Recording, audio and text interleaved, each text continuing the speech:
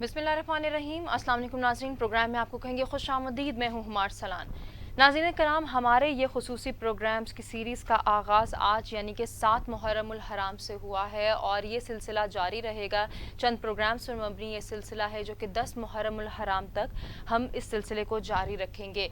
इन programmes का मकसद वाक़या करबला का असल मकसद जानना है। वाक़या करबला की जब हम बात करते हैं, इस मार्के की बात करते हैं, इस जंग की बात करते हैं, तो इसकी डिटेल्स को जानना हमारे लिए ज़रूरी है कि ये मार्का, ये जंग, ये वाक़या जो है वो हक़ व बातिल में तफरीक को वाज़े करता है।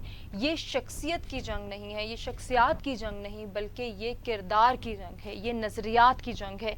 इस पर मबनी गुफ्तगू के सिलसिले को हम जो है उसका आगाज़ करेंगे आज 7 मुहर्रमुल हराम के दिन, और ये भी जानेंगे कि इस हदफ की तकमील के लिए इमाम हुसैन अलैहिस्सलाम ने लाजवाल कुर्बानी जो पेश की, उसको किस तरह से उन्होंने स्ट्रैटेजिकली आगे लेकर वो चले और क्या स्ट्रैटेजीज़ अपनाई, क्या लाएअमल इख्तियार किया, इसका पर्पस क्या था। अगर इसका पर्पस इस्लाह उम्मत था, अपने नाना हज़रत मोहम्मद सल्लल्लाहु अलैहि वसल्लम की उम्मत की रहनुमाई करना, उनकी इस्लाह करना था, तो इस इस्लाह को इमाम हुसैन अलैहिस्सलाम ने अपनी लाजवाल कुर्बानी पेश करके किस तरह से जो है वो सामने वो लेकर आए, दीन की सरबुलंदी को किस तरह से इसके अलम को बुलंद किया, इस पर भी इन डिटेल गुफ्तगू करेंगे। गुफ्तगू करने के लिए जो मेहमान गिरामी हमारे साथ इस वक्त स्टूडियोज़ में मौजूद हैं, उनका तारुफ कराएंगे और गुफ्तगू का आगाज़ करेंगे। अल्लामा सैयद ज़ीशान हैदर शमसी साहब हमारे साथ मौजूद हैं, इस्लामिक स्कॉलर हैं, खुशामदीद कहना चाहेंगे। बहुत शुक्रिया अल्लामा साहब आपकी तशरीफ़ आवरी का। और जैसा कि हम बात कर चुके हैं कि कुछ प्रोग्राम्स के सिलसिले पर मबनी हमारी ये सीरीज़ हैं जिनमें हम वाक़या करबला की डिटेल्स आपसे जानेंगे और साथ ही साथ बात करेंगे कि बेसिक इस वाक़े का पर्पस क्या है। इस्लाह उम्मत है तो यकीनन ये रहती दुनिया के मुसलमानों के इस्लाह का सबब है और उसका बाइस है, तो हम इसको अंडरस्टैंड करके कर सकते हैं। आगाज़ में करना चाहूँगी, आपसे गुजारिश करना चाहूँगी कि नाज़रीन, हम इस बात का, इस सिलसिले का जो आगाज़ है वो इस सफ़र के आगाज़ से शुरू करेंगे कि जब इमाम हुसैन अलैहिस्सलाम ने मक्का से मदीने से मक्का की जानिब इस सफ़र का आगाज़ 28 शाबान को किया। तो आगा साहब, मैं चाहूँगी 28 रजब से बताया जाता है कि इस सफ़र का आगाज़ हुआ, और जब आगाज़ सफ़र में आप मदीना से मक्का की जानिब रवाना हो रहे हैं, तो आप जाते हुए, रुखसत होते वक्त अपने नाना हज़रत मोहम्मद मुस्तफ़ा सल्लल्लाहु अलैहि वसल्लम और अपनी वालिदा गिरामी खातून जन्नत के मज़ार से रुखसत लेते हैं, क्योंकि आप जानते हैं कि अब मदीना वापसी नहीं होगी। फरमाइएगा। बिस्मिल्लाहिर्रहमानिर्रहीम। अय्याम अज़ाए हुसैन इब्न अली का आगाज़ हो चुका और 1400 साल से ये सिलसिला जारी है। बिल्कुल। और वक्तन फ़वक्तन ये बढ़ता जा रहा है और तालीमात हुसैन इब्न अली दुनिया के सामने आती जा रही हैं। एक क़याम उठा 1400 साल कबल, एक मुख्तसर क़याम है, कोई इतना तवील क़याम नहीं है, कोई तवील जंग नहीं है। करबला की जंग एक छोटे से मुख्तसर वक्फ़े पर मुश्तमिल है। एक दिन सुबह शुरू होती है, शाम को ख़त्म हो जाती है।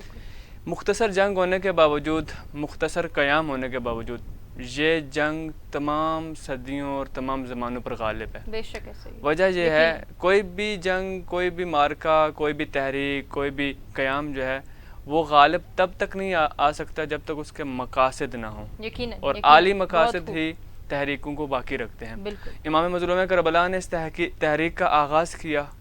हमें देखना होगा कि इस तहरीक की जुज़ियात क्या थी, ये तहरीक किन हालात में शुरू हुई, इमाम ने तहरीक शुरू क्यों की, और ये तहरीक कौन से मकासद और अहदाफ को अपने दामन में लिए हुए है। यकीनन ये बहुत ज़रूरी और मेरी कोशिश होगी कि मैं मुख्तसर वक्त में इन तमाम नकात की तरफ मुतवज्जह करूँ इस प्रोग्राम के ज़रिए, ताकि करबला का पैगाम पहुँच सके। इमाम मज़लूम करबला ने कुछ हालात का मुशाहिदा किया।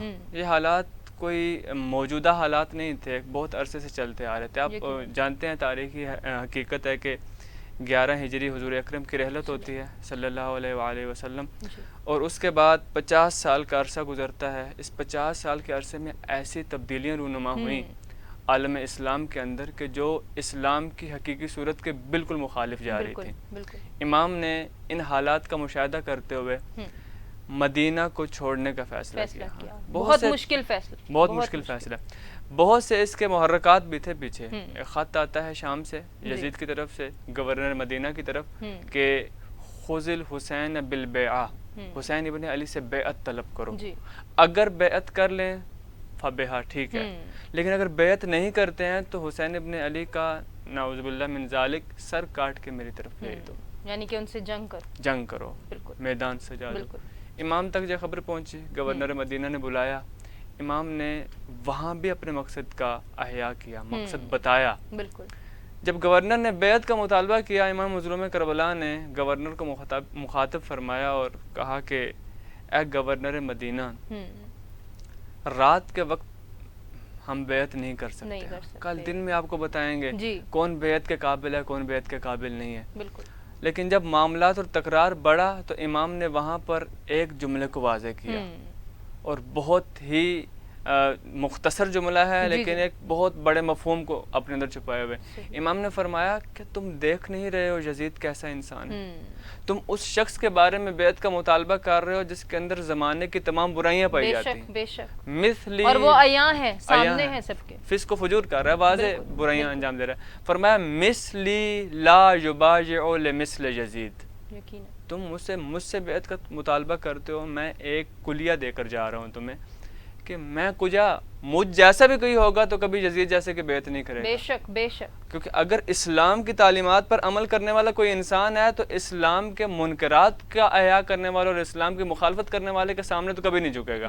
لہٰذا میں تمہیں کلیہ دے کر جا رہا ہوں. امام نے فیصلہ کیا 28 رجب المرجب امام نے مدینہ چھوڑنے کا ارادہ کر دیا. اب یہ جو مدینہ چھوڑا ہے ایسے ہی چھوڑ دیا اور وہ احساسات، وہ جذبات جو چھوڑتے وقت، رخصت ہوتے وقت ہیں، اور پھر یہ بھی واضح ہونے کہ اب واپسی نہیں ہوگی. اب میں ایک مثال دینا چاہوں گا کہ ہم حج پہ جاتے ہیں، حج بیت اللہ کی طرف جاتے ہیں تو وہاں سے مدینہ کی طرف جاتے ہیں. یہ حاجیان کی ایک روش رہی ہے کہ جب مدینہ کو چھوڑتے ہیں تو حاجی گریا کر رہے ہوتے ہیں. پر سوال پیدا ہوتا ہے نا کہ آپ تو چند دنوں کے لیے آئے، چند لمحات کے لیے آپ روزہ رسول کے گھر واپس جانا ہے، لیکن جب نکل رہے ہوتے ہیں تو دل مغموم ہوتا ہے، غمگین ہوتا ہے، ہم رسول کے روزے کو چھوڑ کے جا رہے ہیں. تو ہم اس طرف دیکھیں، اس نقطے کی طرف دیکھیں کہ جس ہستی کا بچپن اسی مدینہ کی گلیوں میں گزرا ہو، جو ہستی پیغمبر گرامی قدر کے کندھوں پہ سوار ہو کر مدینہ کی گلیوں میں پھرتی رہی، خاندان ہے ان سے منسوب ہے پورا مدینہ، اور اس مدینہ کو چھوڑنا پڑ جائے، پتہ چلتا ہے کہ اتنا بڑا اقدام جو امام نے کیا ہے پیچھے ہدف بہت بڑا ہدف تھا، بہت عالی ہدف تھا. امام جب نکل رہے ہیں، امام نے ایک وصیت نامہ لکھا ہے، اپنے بھائی کے حوالے وصیت نامہ کیا، اور یہ وصیت نامہ دیتے ہوئے فرمایا کہ اے محمد ابن حنفیہ، یہ وصیت نامہ میں تمہارے حوالے کر رہا ہوں، یہ ہر اس شخص کو وصیت ہے جس تک یہ میرے الفاظ پہنچے. شروع کرتے ہیں، جو یہاں موجود ہیں، جو نہیں ہیں، جو آنے والے ہیں. قیامت تک کے لیے امام نے ایک پورا ہدف اور مقصد پر مبنی ایک مسودہ حوالے کر دیا کہ یہ دے دو اور ہر فرد تک پہنچاؤ. بالکل. اور فرمایا اس میں جو لکھے ہوئے الفاظ تھے، اگر ہم ان الفاظ کو دیکھیں تو سونے سے لکھنے والی تحریر ہے کہ امام نے لکھا کہ انی لم اخرج عاشرا ولا باطرا ولا ظالما ولا مفسدا، میں کوئی فساد کرنے کے لیے نہیں نکل رہا ہوں، یقیناً میں بغاوت بپا کرنے کے لیے نہیں نکل رہا، میں کسی ظلم و ستم کے لیے نہیں، ظلم ستم کے لیے نہیں نکل رہا، شرارت کے لیے نہیں نکل رہا. کس لیے نکل رہے ہیں مولا؟ انما خرجت لطلب الاصلاح فی امت جد، میں نکل رہا ہوں اپنے نانا کی امت کی اصلاح کے لیے. یعنی قیام مظلوم کربلا کا جو مرکزی نقطہ تھا وہ اصلاح امت مصطفیٰ، امام کی وصیت ہے، اس کو سمجھنا ہمارے لیے یقیناً بہت ضروری ہے کہ میں نکل رہا ہوں اپنے نانا کی امت کی اصلاح کے لیے.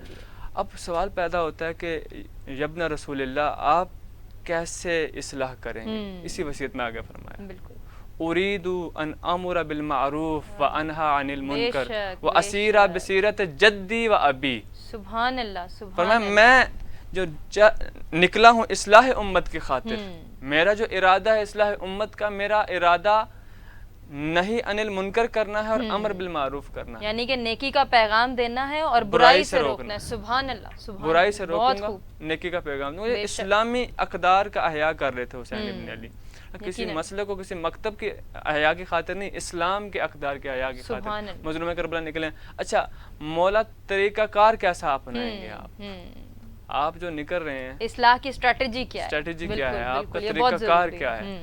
فرمایا وَأَسِيرَ بِسِيرَةِ جَدِّي وَأَبِي. سبحان اللہ، میرا ارادہ یہ ہے کہ میں اپنے نانا کی سیرت کو زندہ کروں، سبحان اللہ، اپنے بابا کی سیرت کو زندہ کروں.